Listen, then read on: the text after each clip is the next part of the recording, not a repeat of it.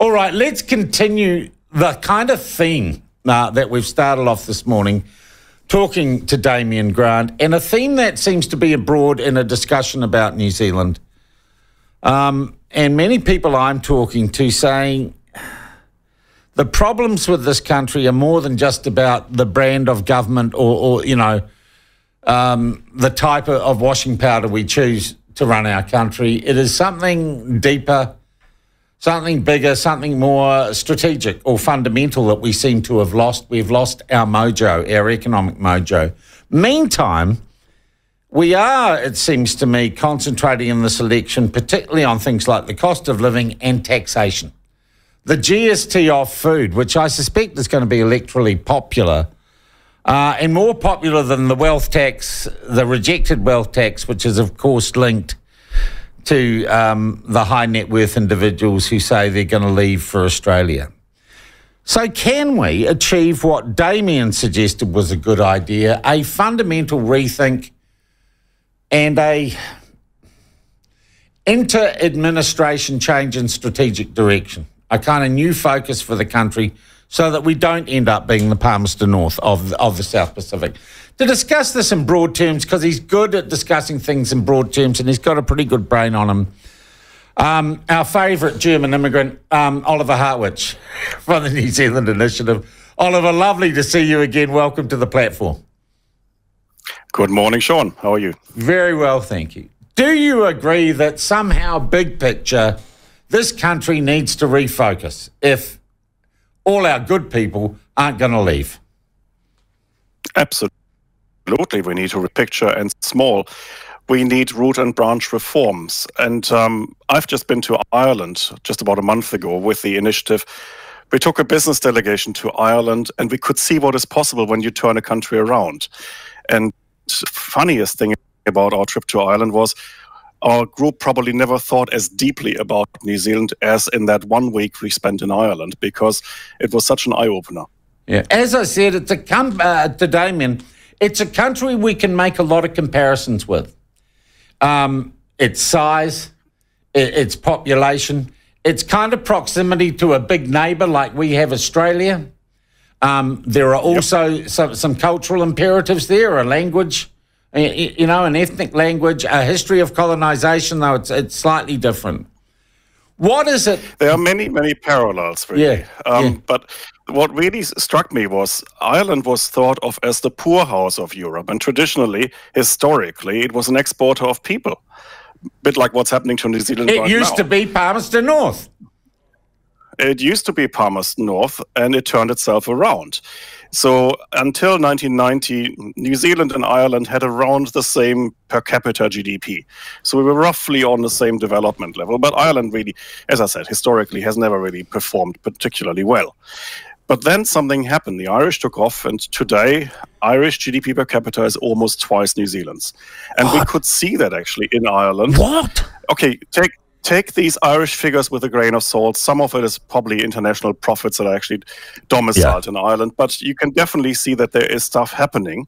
And what we saw was a country that performs so much better on practically every level than New Zealand. So including rugby. I want to give you a few examples.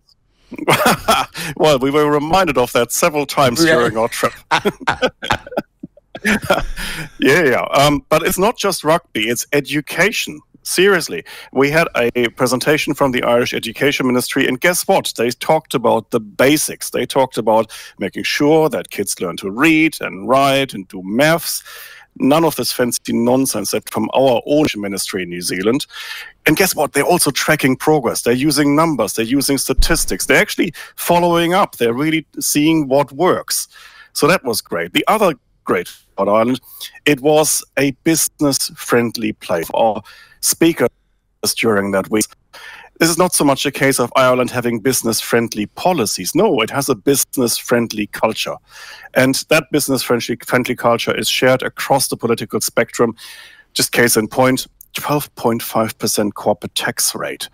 And really shared by everybody, including the Irish Labour Party. I mean, by New Zealand standards, that would put them to the right of act. But in Ireland, that's common sense that companies shouldn't be taxed high. Wow. Also common sense. Attracting foreigners Just want to give you a couple of figures here. New Zealand attracts between 3 and 4 billion US dollars of foreign direct investments in a good year. Ireland, meanwhile, has factories like the Intel factory on the outskirts of Dublin, which cost 53 billion New Zealand dollars to build in as one single factory. So this country is open to investment. It is attracting businesses. It makes business easier. And you know what? It's not an accident. It's not a coincidence. They have an inward investment agency tasked with making life easier for international investors. So they're helping you to get visa for your staff, to find good schools for your kids. They basically roll out the red carpet and they want you there. And it's that mindset difference, I think, that struck me as the biggest difference between Ireland and New Zealand. We simply are no longer business friendly. We're no longer open to business. We don't really want to develop paying that much attention anymore. And that's why we're fall backwards behind read countries like Ireland, which we used to think as on par. Yeah, we did. And, jokes about the Irish being stupid or anything. Look, this is really interesting. I also look at Ireland and think it comes from a history, a very recent history in human terms, of incredible division and conflict. And it has stepped away from those. It has found ways with international aid and help and through internal dialogue to overcome, if you like, the divisions of the past. And I think that feeds into, the spirit of a country feeds into how focused it can be, how dynamic it can be. I'm going to put it to you that one of the problems in New Zealand now is we seem to be heading into division and to separation and to internal conflict, which makes it very difficult for us to have a unified administration surviving strategy going forward. Totally agree. And we're doing that on so many levels. You probably think of the ethnic component to that, and that's true, but it's the broader cancel culture issues. I mean, think of the Posey Parker protests, and they're coming again. This division doesn't help. And again, we can learn from the Irish here. The funny thing about our trip to Ireland was it didn't matter who to talk to. They could have been from business, from academia, they could have been from politics, from the left side of politics, from the right side of politics. It didn't matter. They all had the same story. They sang from the same hymn sheet and told us that Ireland is a country that cares for openness, that cares for business, that cares for education, and that wants to move forward. I had that thought during the week in Ireland. What would happen if we had a visit in reverse, say an Irish delegation visiting New Zealand?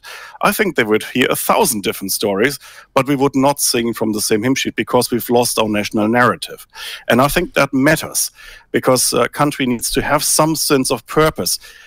I mean, of course, it's individual freedom. We all do our own things, but the broad things should be clear, that we are an open society, that we like business, that we want to move forward, that we value economic growth, that we value education. And I think these basic fundamentals of a society, they have slipped away in New Zealand's case, and we're making life unnecessarily hard for ourselves. Yeah. That's a hell of a phrase I just wrote down there. We have lost our national narrative. And we do spend, through our mainstream news media, through our institutions, we spend so much time saying that we are racist or that we are not tolerant or that we are misogynistic. We spend so much time beating up on ourselves, Oliver, instead of being thankful for the very good things this country has. And I will say this, we're not entirely like Palmerston North, but at least Palmerston North sticks up for itself. Okay, Palmerston North comes back against the Spanish. Hey, stuff you, we're a lovely little country. Palmerston North might have more spirit than this country. How do we fix this? And I said to Damien, I don't think a change of government fixes this problem that we have. Well, I think a change of government might be a necessary but not a sufficient condition. So I actually struggle to see how we could move forward with the current set of policies under this government. But of course, it's not enough just to swap faces and swap a few ministers. We need a completely different approach to politics. So what we need is actually, we need a renewed focus on the basics of education. We talked about this on the platform before. Yeah. I think our education system needs a complete overhaul. We've been going in the wrong direction for at least 20, maybe 30 years, and we need to start again and actually learning from countries like Ireland, but also England. that have actually got things right in the last few decades. So that's one thing, because education is crucial for long-term performance. But then what we also need to do, we need to get rid of some of the real obstacles in our way when it comes to creating economic activity. Again, we talked about this before. I think our housing market needs to be reformed. We need a proper planning reform, not David Parker's replacement of the RMA. We need property rights-based planning. We need better incentives for councils. We need better financing for infrastructure. This is one of the things that New Zealand never got right, and I think it's high time to fix that. If we are serious about creating economic growth, if we are serious about creating an affordable housing market. And you could basically go through all the areas of policy and see similar needs for reform, things that New Zealand never really particularly got right. Think of healthcare. I mean, we think we can reform healthcare with just administrative reforms, whether we are centralizing things as we do now, in the future. Well, actually, we're always seeing the real issues in our healthcare system. And that is, for example, that we simply don't train enough healthcare professionals in this country. And then we lose the few that we have to countries like Australia. So it actually needs to get serious about reform and do some things that may seem a bit uncomfortable and maybe outlandish and maybe a little bit radical, but we simply can't go on that path we're currently on, because we see where that's leading. Yeah. What do you think of the current brain? Let's call it the brain drain. It's an easy term. Are you concerned about that? About these high net worth individuals going? And as Damien wrote, more specifically, you know, people in their mid-20s who've got their qualifications, who we've paid to educate, just buggering off overseas. I concerned, so I thought it was a brilliant column, by the way. There is a massive problem, of course, when a country has such a big differential to its larger neighbor. And you can see that in history. You can see that, as Damien describes in the case of Germany, before the East German government built the wall. You can still see it in the European Union today, because they have freedom of mobility.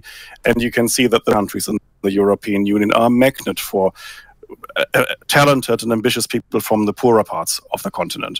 So that's natural. So New Zealand cannot do much about this dynamic except for becoming better itself.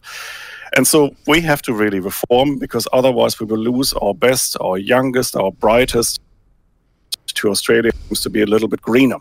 And we've been talking about this for a long time. Damien mentioned it. We had the 2025 task force more than a decade ago.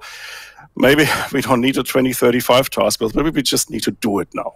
Yeah, maybe we just need to pull our finger out, to be honest. Oliver, final, very important question. Have you ever been to Palmerston North, and what do you think of it?